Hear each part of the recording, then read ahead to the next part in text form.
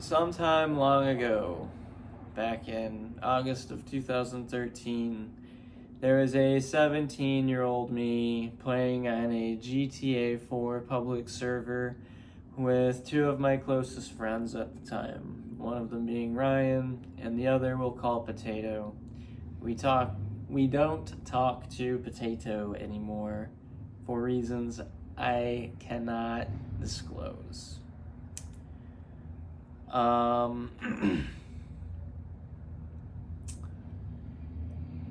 But at the time, he was a great friend. I'll give him that.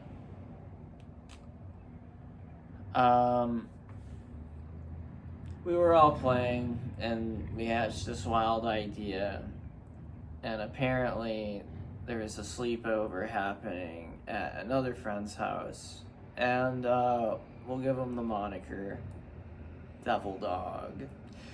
So, growing up, my mom was like really weird about school and school related things, right? Like,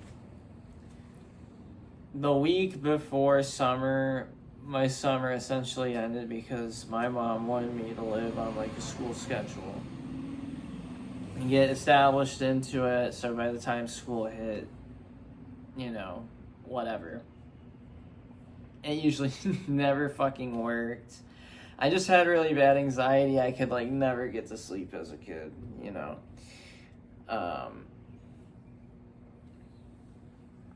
And it's just, I felt like I was being looked at all day and like being judged. I don't know. I just felt uncomfortable in my own skin.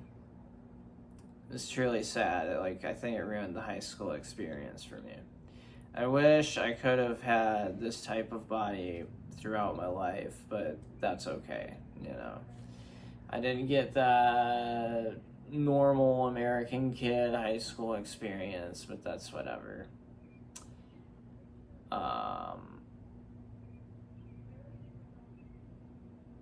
Anyways, I did not think that my mom would go for it. So I shut it down immediately, and truth be told, something in my gut told me not to go. So, I basically just shut my friends down and say, like, yeah, guys, my mom's never gonna go for that, like, especially 2 days before the start of the next school year. Like, we were incoming juniors in high school. We were all in the same grade. And they're very persistent, and at the time I folded to peer pressure a lot. Anyway, so I asked my mom, and I knew she was gonna say no. So I came back and reported the bad news. But the one thing about Potato was that he was very persistent, and typically he got what he wanted.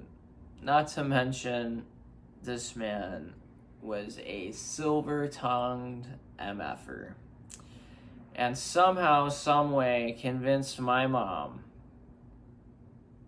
to spend the night 2 nights before the start of the next school year. I thought it might get crazy, but I wasn't really expecting anything substance-wise to be brought out in the mix. It was a pretty normal, like, teenage boy sleepover. We were just doing dumb stuff, like Devil Dog's brother was out there too, and his little sister. And, we were just running around. I think there were like a couple nut shots on people. We started playing this impromptu game of spinning around on like a tire on a rope off a tree, and seeing who could walk in a straight line the longest without falling. I think I made it pretty far up the leaderboard on that one.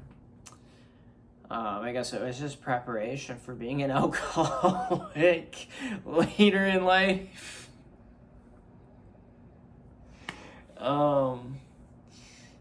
Screw you guys. That was a good one. I don't care. Anyways, I remember there was like a moment we were like practicing archery. Somehow a bow got thrown in the mix, and it was like a metal tipped practice bow, so it like chinked off the side of like the brickwork on the house and created like a huge spark, and like all my friends were just chimping out at the fucking spark. It was crazy, man. But it was a fun time. And then we all kind of like went in the living room, and Devil Dog's parents were still up, but they went downstairs for bed. About 30 minutes pass, and then we kind of start entering the danger zone, as I used to say. Next thing I know, Devil Dog's sister finagles herself into their parents' liquor cabinet and starts pulling out the tequila. And honestly, I was nervous that something would happen. I was kind of on stricter circumstances than the rest of the guys, because I was already a childhood convicted felon. This is your first time like watching my content. In short, I got busted with 7 hydrocodone pills on me when I was 15 years old. Yeah. So I was like a lot more paranoid. Like I was effectively scared straight until I was about 20 or 21 years old. No, about 20 years old. So it was rare for me to like even start drinking again until I was like 18. I only had about like 2 swigs off the bottle, but I didn't drink a whole lot back then, so I was feeling it. But some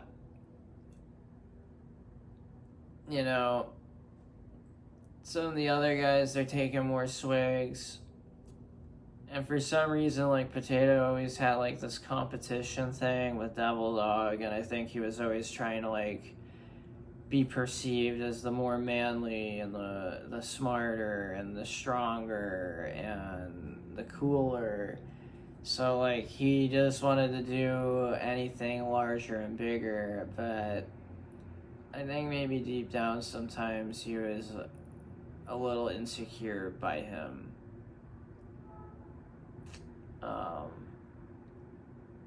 But anyways, he was probably one of the more noticeably messed up out of all of us. But somehow, someway, someone hatched the horrible plan to go out and walk through a small Midwest town at probably 2:30 in the morning, all 4 being minors, and have consumed alcohol. So we didn't really know what to do. I guess we just like walked to Devil Dog's ex's house, which was probably like a 1.5 miles, maybe a 2-mile walk. I'm not quite sure on that, maybe a little less. But it was Devil Dog and Potato up in front, me and Ryan in the back. And I remember being really nervous, like my knees were shaking, my arms were shaking, and at the time, like Ryan was pretty straight-laced. I don't even really think he drank anything. And I remember him like saying, "You shouldn't have drank then," or something like that. And I remember getting this horrible gut feeling. So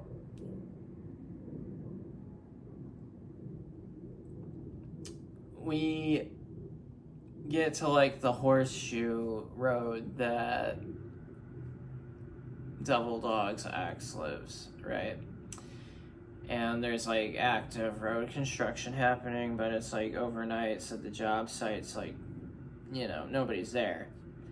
And of course, Potato being like probably the most reckless one in the group, he grabbed one of the construction cones and like used it as a speaker and like screamed through it, and then used it as a codpiece, and then used it as a wizard's hat.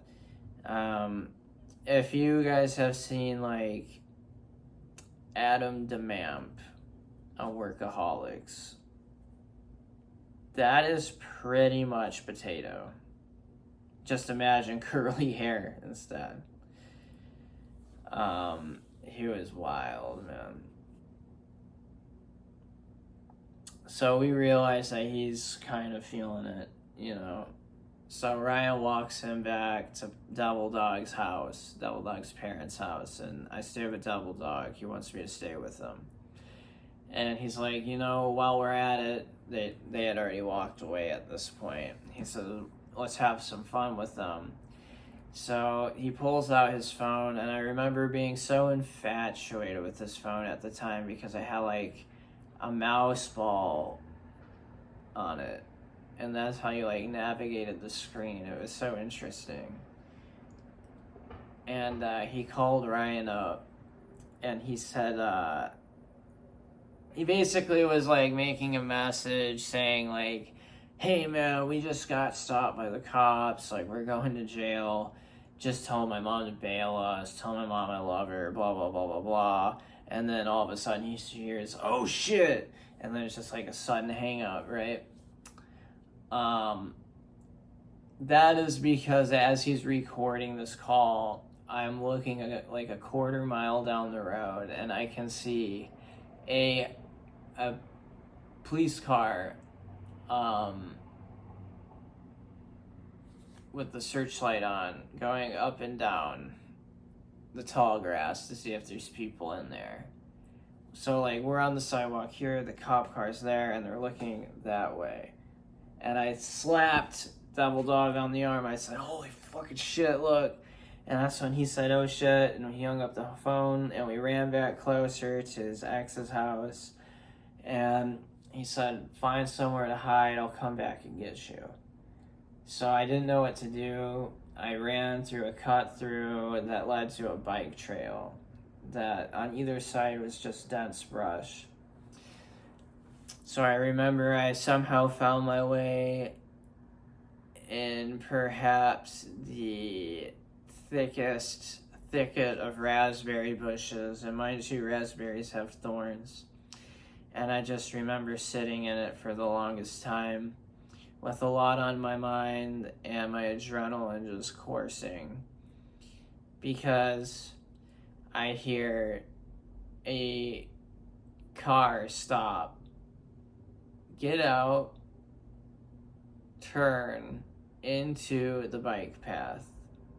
The lights are on, and I see just lights flashing everywhere. Not like blue and white, but you know, like flashlights. Like they're looking through the bushes with a searchlight. And I remember I was so scared when I saw like footsteps walking in front of like the luminescence of like headlights, and like seeing someone scanning. I don't know how I evaded all that. I don't think I may have been wearing dark clothes, I don't know, but I figured they would have found me and I would have been screwed, you know. But they didn't. But I remember being like petrified in fear, and it was about 3 a.m. at this point, and I decided to text my mom that I loved her, and that was probably the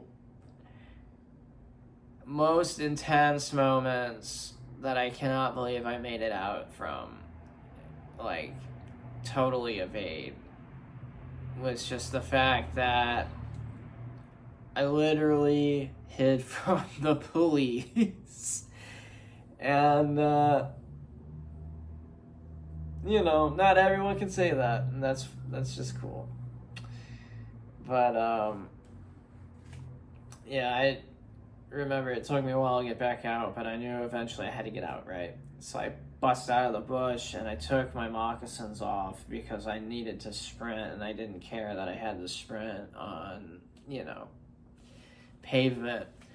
and I was actually dead ass sprinting on the road because the blacktop felt nicer than the sidewalk on my bare feet. And I sprinted as fast as I could for probably the better part of a mile and a half or so. Got back safe to my friend's property. And I remember being woken up with smelling salts the next day. Yeah, it was a crazy night. I can't believe that I lived an experience like that. That's still like insane to me to think about sometimes. And yeah, I'm thankful I beat the case, did the race.